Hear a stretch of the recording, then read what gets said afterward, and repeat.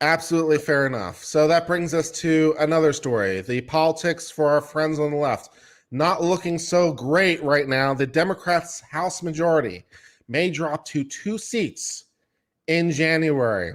And then we got Nancy Pelosi with a checkered color mask. That's right. Yeah. House Speaker, well, at least for the moment, Nancy Pelosi, because the new Congress does meet on January the 2nd, and they'll have to elect a new speaker. So will it be Nancy Pelosi or not? I guess we'll find out. But for the moment, House Speaker Nancy Pelosi has her hands full, deal with a reduced Democratic majority in her chamber, wrought by voters who flipped 9 districts in a year where they were supposed to gain seats. Remember? They were supposed to gain seats and all the rest of it. They were supposed to dominate the world, and then no, not so much.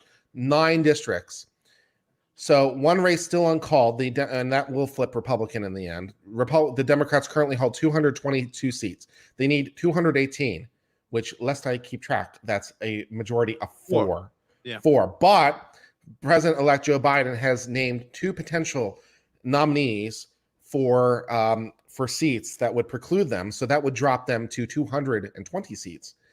And then they would only hold a 2-seat majority. So things are not looking super comfortable for the Democrats over here in the House, where the majority is razor thin. And maybe then a Democrat or 2 just flips to become Republicans just to watch the world burn, which would be hilarious. Hilarious. Oh my God. Yeah. So because the reason why, by the way, Constitution forbids serving in 2 branches of government at the same time. So you can't be in the legislative and in the executive or the judicial at the same time. You have to pick one. Only one will do. And so if they're nominated for positions in the executive, they have to resign because it's unconstitutional. And the Constitution does still apply for the moment. So then she'll be down to 2. And maybe Nancy Pelosi doesn't keep her seat. I don't know who does get the seat if Nancy Pelosi doesn't. But I mean, her majority is so razor thin. It's up in the air. What can I say this? I think the Democrats have a problem. And the problem is that how many times can somebody fail you before you look for new direction, right? And Nancy Pelosi, Trump, I think the rejection of Trump 2 years ago wasn't anything that they did. It was just Trump being Trump, right? Trump being Trump, and people saying, well, he needs a check, and the check would be the House of Representatives. That's why they got voted in.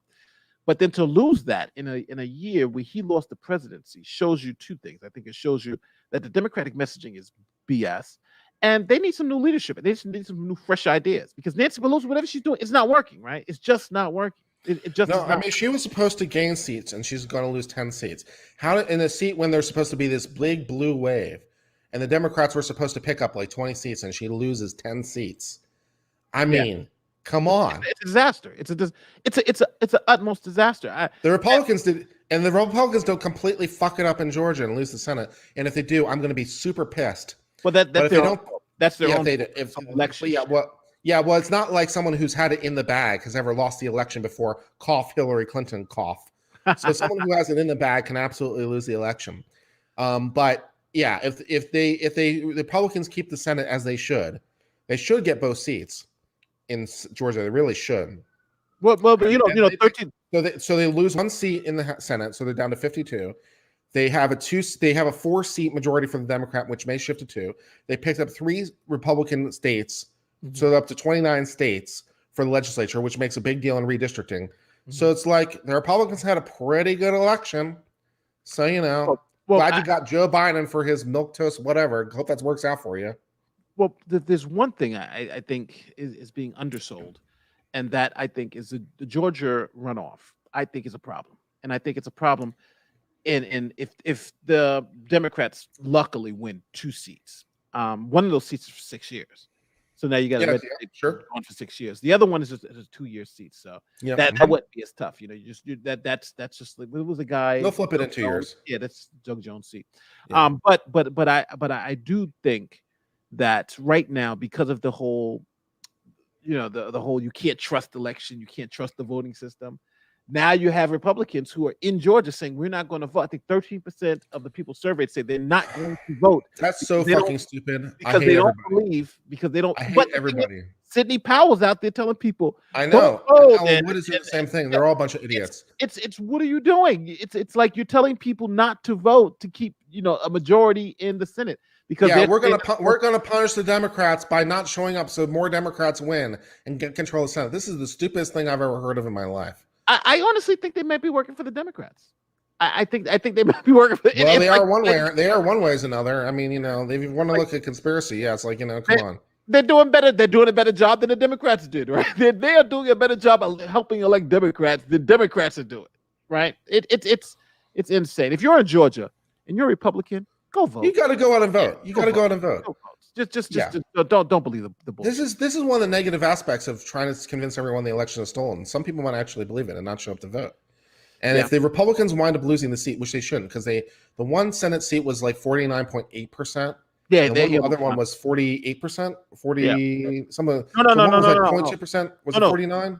One, the Loeffler, who the yeah, she actually lost. She actually because it was that race, the Democrat had beat her in the numbers. So he is actually leading the election, but he was only about like 35%, which she got like 30% or something like that. Oh, was she?